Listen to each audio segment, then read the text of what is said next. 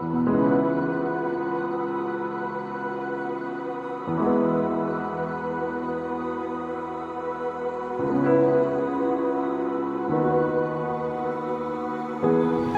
here in Phnom Penh, Cambodia, for stop 2 of this Faith, Love, Hope journey.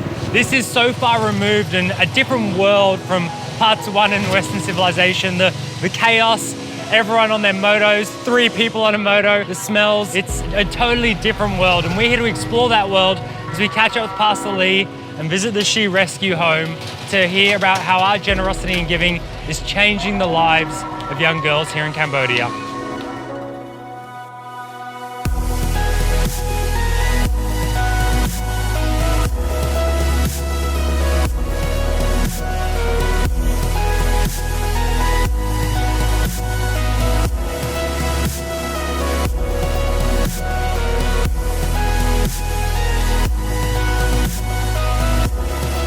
Tuk tuk! Let's go! Hey, jom ri apsua.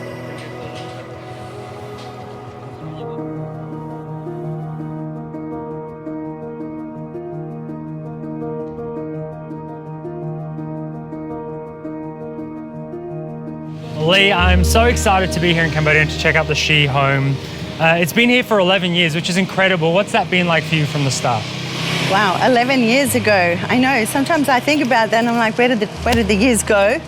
I think in particular, it's when your yes is your yes, you have no idea really what that really means. You just know that you've said yes, and what that encompasses is so much more than what you even imagine it would be. And you know, I stand here today and I'm visiting the home and speaking to girls that have been here for 10 years already, and it's suddenly hitting home what 10 years actually means. Like, lives can change dramatically.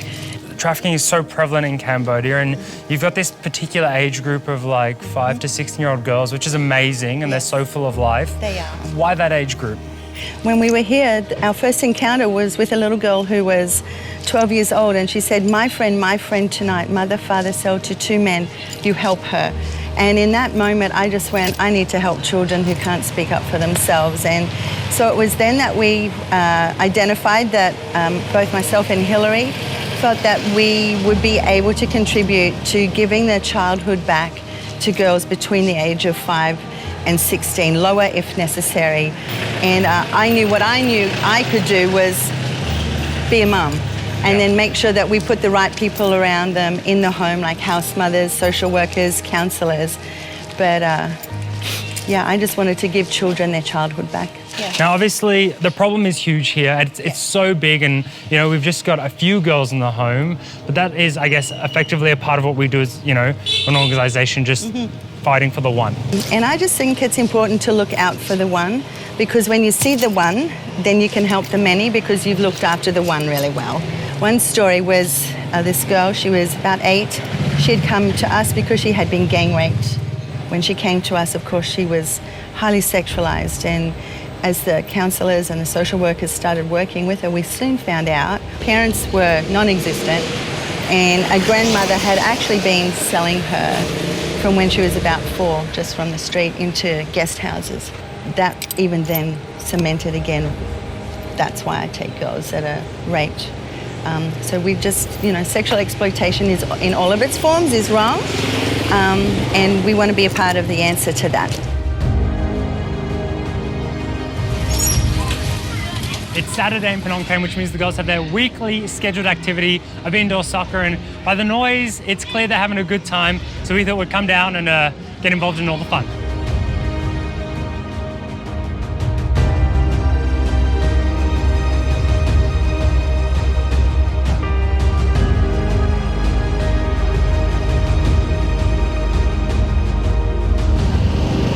That's that whole thing of to succumb to the enormity of the problem, is to fail the one. It's like you see this, this and this, and you keep going, well, what can we do? But it is important to do the main thing well. And then once you're good with that, then you can move to the next thing. Now, obviously, you know, this doesn't just happen without support and help. I remember when we started, Hillary and I, when we came here 10 years ago, you know, the problem was so massive, and how on earth are we going to do this? 2 mums. because when we looked at the size of the problem, it made us feel like we couldn't do anything.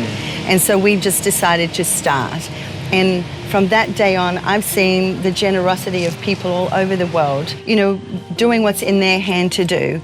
And it's amazing how quickly it all adds up, and then we make this huge difference. Because even this trip, I'm here and I'm so mindful of what my 10 years of yes has been. Yeah. When it gets difficult, that I don't say no, I go again and I say yes. And I just want to thank everybody that's gone the hard yards with me, and in your yes, we've been able to achieve so much together, and I'm so thankful, and so are the girls. Now, these girls clearly love you, Lee, and they obviously love everyone who's involved in this great home. Yeah. And I'm just so thankful, and I'm sure everyone is thankful for you saying yes 11 years ago. Yeah, I'm thankful that I said yes. I think what a privilege to, then I cry when I think of things like, what a privilege to have been able to be a part of their answer. Like, I'm changed because of them.